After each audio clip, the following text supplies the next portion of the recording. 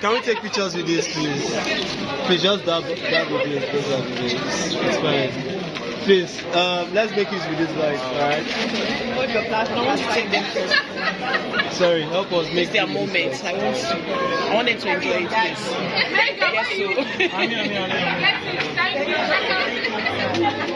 beautiful. Let me join them. Yeah, together. Join the picture.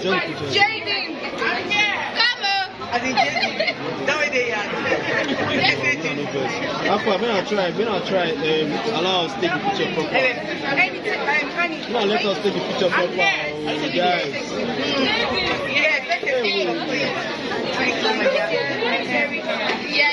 Okay, Jenny, let's take the picture proper.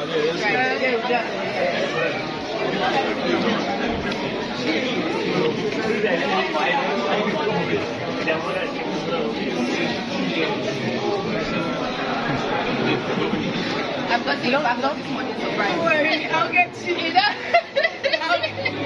These are not competition. Yes.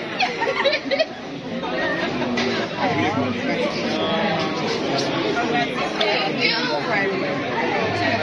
Okay, let's go. Thank you guys so much. Thank you so much.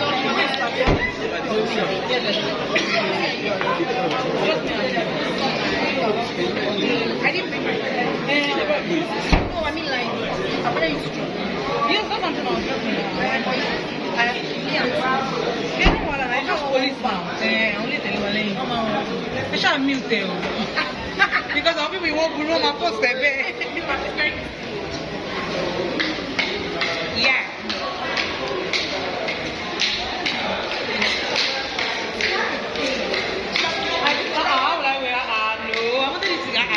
Enjoy the moment.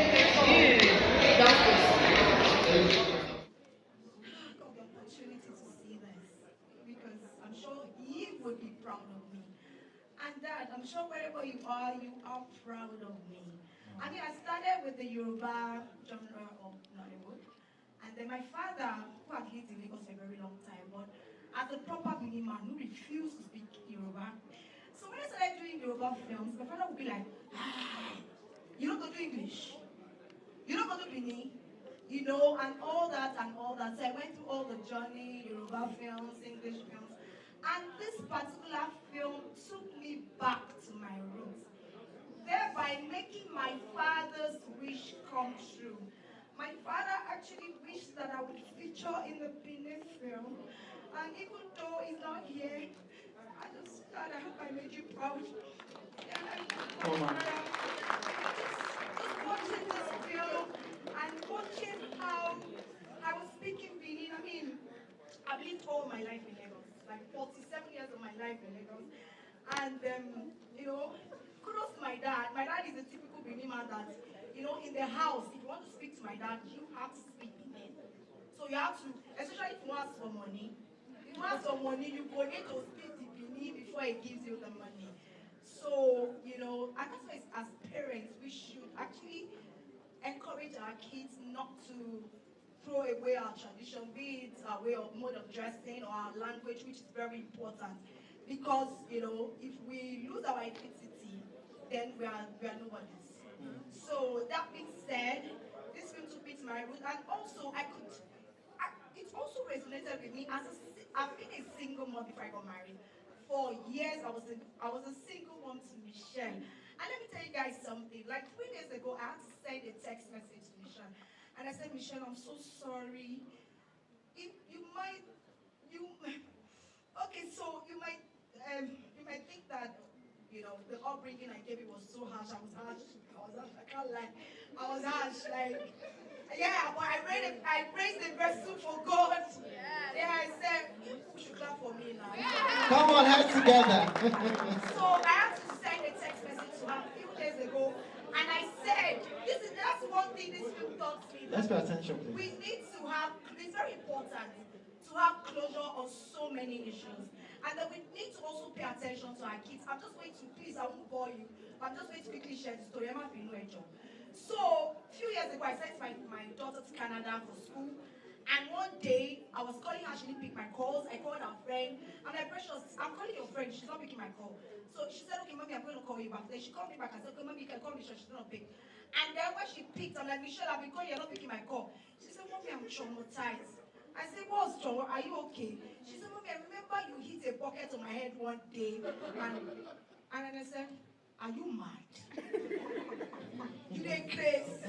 Oh, so because you're abroad now, you know, and I'm not thinking of how that would make her feel. That's what this film would do to a lot of people. I think it's about time we start to have this conversation. We have a lot of damaged adults around everywhere, yeah, who have not properly healed from their childhood trauma.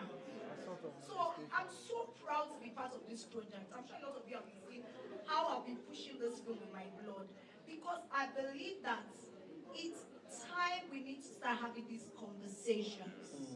I mean, that's why we have narcissists all over the place. Like, people are still stuck.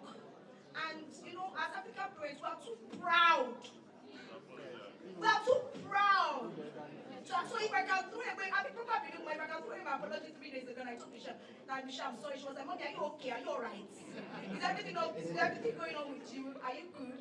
So if I can do that, I think, you know, a lot of people will be able to relate to this film, to resonate with a lot of people.